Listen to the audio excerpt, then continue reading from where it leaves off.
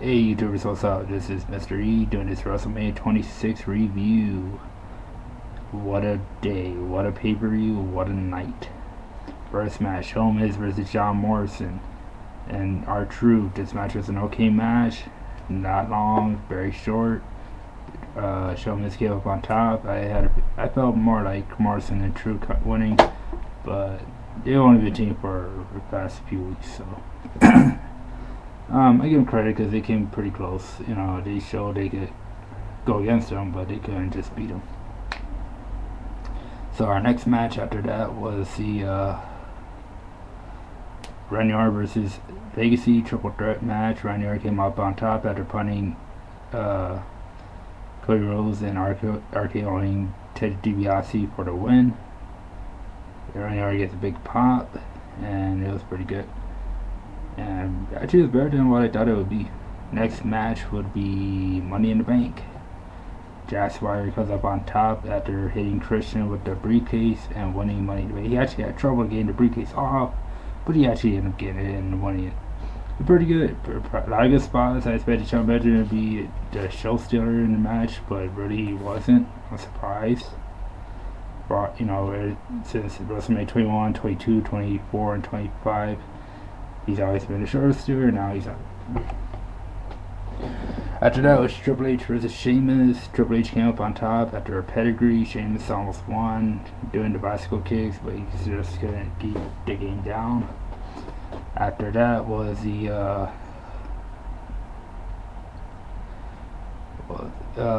CM Punk versus Rey Mysterio. This match was pretty good, pretty decent. Not a lot of spots. Ray actually went for a cross splash but missed it. It was dedicated to Eddie Guerrero, but he actually missed the Punk ended up moving out of the way. Excuse me. After this, Rey Mysterio actually came out with an Avatar-like costume. He had the hairpiece on the back, just like the Avatar characters too. After this match, we had the let's see.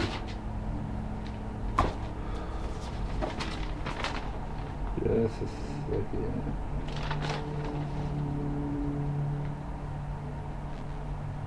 Bret Hart versus Mr. McMahon. McMahon comes out and he tells Bret that he has got some lumberjacks for his match. Those lumberjacks actually end up being the entire Hart family in our dynasty. What Vince didn't know is that they set him up and they knew all about they planned it so that way McMahon had nowhere to run, nowhere to hide, and they're fucked. And basically our dynasty did their heart attack onto McMahon on the outside. Out of McMahon, the Hearts got a hit on McMahon.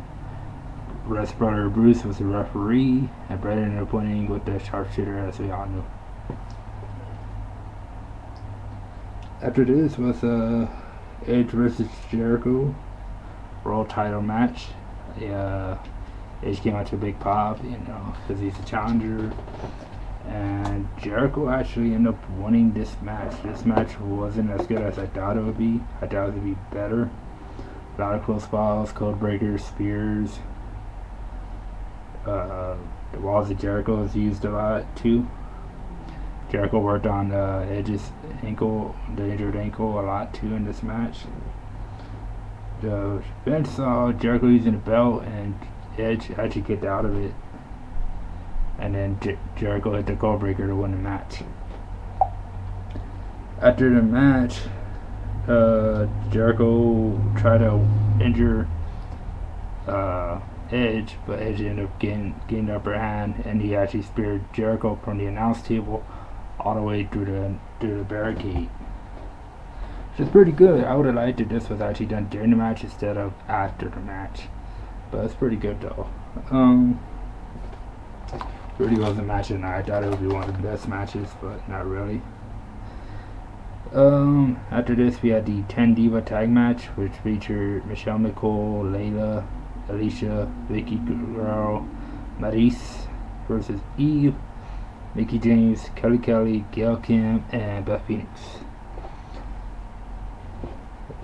Finish saw Team Michelle winning with the stupidest ending I've ever seen at WrestleMania besides last year's. Finish saw Vicky Guerrero winning with a frog splash. When she hit it, she fell face first onto the mat, embarrassing herself. She tried to pin Kelly, and she couldn't even pin her right. She actually kicked down. She had to pin her again and won the match. This was boring. I don't know why they had this. This should have just been before WrestleMania. Typical WWE. What can we say? Next match: Batista versus John Cena. We got some people at ringside wearing we Cena t-shirts. I guess they made it themselves, so there was like 5 or 6 people wearing them. U.S. Marine Corps came out and did some drills with the rifle for Cena's entrance. They should throw some pyro or did something, but they didn't, so they kind of killed it. No disrespect to the Marine Corps, but that's killed the. They should have said that that's a typical entrance to me.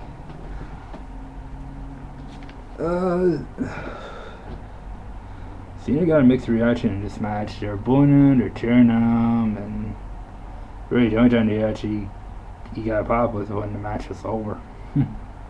Cena wanted the STF, typical match.